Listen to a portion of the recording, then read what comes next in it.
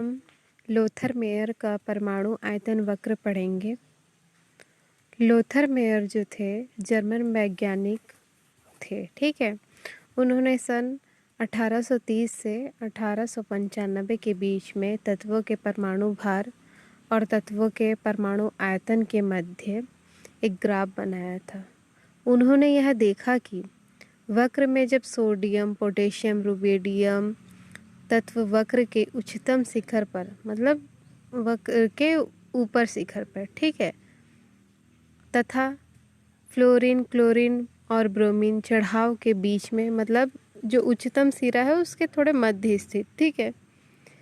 Magnesium, calcium आदि धातुएं वक्र के घटाव वाले भागों पर तथा बेरिलियम, बोरान, कार्बन, एल्यूमिनियम आदि धातुओं वक्र के निम्नतम बिंदुओं पर स्थित हैं, ठीक है। इसके आधार पर उन्होंने देखा कि समान गुण वाले वक्र में समान स्थान पर स्थित है, अर्थात तत्व के परमाणु आयतन उनके परमाणु भार के आवर्ती फलन होते हैं। जब लोथर मेयर के द्वारा परमाणु आयतन और परमाणु भार के आधार पर तत्वों का वर्गीकरण किया गया, उसी दौरान मेंडलीफ द्वारा परमाणु भार और तत्वों के भौतिक एवं रासायनिक गुणों के आधार पर वर्गीकरण किया गया है, ठीक है। तो इसका ये उद्देश्य है, देखिए, जो लोथर मेयर जो थे परमाणु भार और परमाणु आयतन, ठीक है, परमाणु भार तथा परमाणु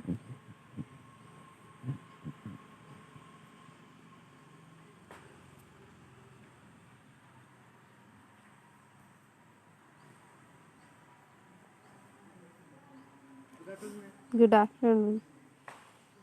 के मध्य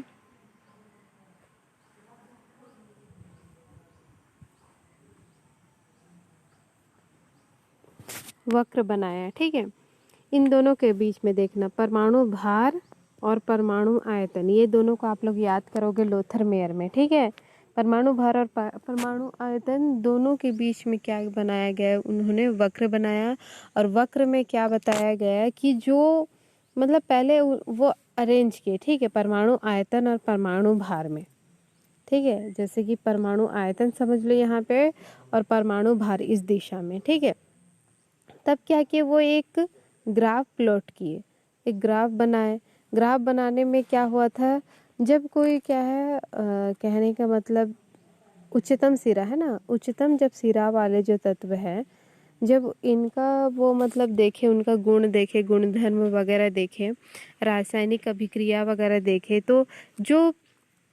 परमाणु जो ऊपर शिखर पे आते थे उन सारे के जो गुणधर्म थे समान थे, और जो परमाणु जैसे ऐसे मध्य जगह पे आते थे ऐसे बीचों बीच, तो उनके सारे के क्या थे, उनके जो गुणधर्म हैं, जैसे रासायनिक गुणधर्म देखो या फिर अलग टाइप का गुणधर्म देखो, ठीक है, या फिर भौतिक अवस्था भी देख सकते हो, तो उस टाइप में क्या है, इन सबके समान आ रहे थे, है ना। और जैसे कि निम्नतम, जैसे कि एकदम निम्नतम नीचे नीचे सिरा पे अगर आता था, ठीक है, वो मतलब जब अरेंज किए तो जब नीचे नीचे सिरा पे आया तो उस सिरा वाले भी परमाणुओं के जब देखा गया तो उनके भी गुणधर्म या फिर क्या बोलते, बहुत सारी स्थितियों में उनका भी सारा गुणधर्म जो होता था वो मैच कर रहा था, है ना। तो यही चीज़ लोथर मेयर बता रहे हैं कि तो इससे ये हुआ कि जो इसके आधार पर जब हम लोग इसको मतलब उन्होंने अरेंज करके देखा, तब ये था कि उनका जितना भी जो भी परमाणु उस सिरे पे आते थे उनके सारे गुणधर्म जो क्या हुए, समान हो गए। और वो गुण तो समान हो ही रहे थे, साथ में उनका जो स्थान था वो भी कैसा था, समान था, ठीक है। जो जिस श्रेणी में आ रहे थे, मतलब ऊपर ऊपर के हिस्से में आ रहे थे, वक्र के ऊपर साइड आ रहे थे, तो जितने ऊपर आ रहे थे तो वो सारे के क्या है, गुण भी समान थे, ठीक है, और उसके स्थान भी समान थे। और जैसे कि कोई बीच बीच में आ रहे हैं, जैसे कि एक सिरा है ऐसे ऊपर सा और उसमें से ऐसे है, तो उसके मध्य मध्य में आएंगे जो तो उन सारे के क्या होंगे, गुण भी मैच कर रहे हैं, साथ में उनका स्थान भी बराबर है, उसी प्रकार से नीचे वाले जो हैं एलिमेंट्स सारे, उनके भी क्या होंगे, उनके भी गुण समान होंगे और प्लस उनके स्थान भी समान होंगे। तो इसके आधार पर क्या है हुआ, जो लोथर मेयर थे वो तो परमाणु आयतन और परमाणु भार के आधार पर उनका तत्वों का वर्गीकरण कर लिया है ना। उसी के आधार पर इसी दौरान क्या हुआ, मेंडलीफ ने भी, ठीक है, परमाणु भार और तत्वों के भौतिक और रासायनिक गुणों के आधार पर भी वर्गीकरण किया। मतलब कहीं ना कहीं से इनका जो लोथर मेयर का जो भी चीज़ था, सिर्फ लोथर मेयर का नहीं, इससे भी पहले जो भी हम लोग पढ़े थे उन सारे का एकजुट होके ही फिर मेंडलीफ की आवर्त सारणी बनी है। कहने का मतलब सभी ने कुछ ने अष्टक नियम बताया, कुछ ने ये बताया, ऐसे टाइप का जितने भी हम लोग देखते आ रहे हैं ना, जैसे कि इससे पहले हम लोग अष्टक सिद्धांत पढ़े थे, ये भी क्या है, ये भी मेंडलीफ की आवर्त सारणी बनने के मुख्य कारण थे। कहने का मतलब जब इतना सारा क्लासिफिकेशन कर लिया गया, मतलब ये सब वो सब बताया गया है, उनके गुण के, उनका आयतन वक्र, जब हम लोग मतलब उनका भार और आयतन के बीच में जब वक्र खींचा जा रहा है तो उससे भी बहुत सारा नॉलेज मिल रहा है। ये सारे नॉलेज को इकट्ठा करने के बाद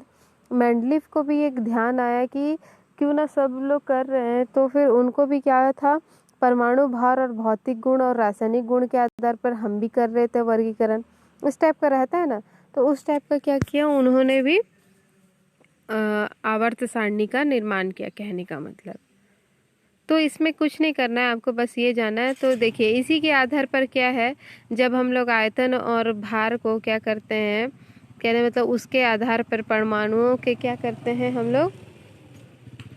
जब उनका वक्र निकालते हैं तब हम लोग ये देखते हैं कि परमाणु का आयतन है ना, उसके भार के आवर्ती फलन है। मतलब ये है कि जैसे जैसे मतलब जिस प्रकार से उसका आयतन जिस परमाणु में जैसा होगा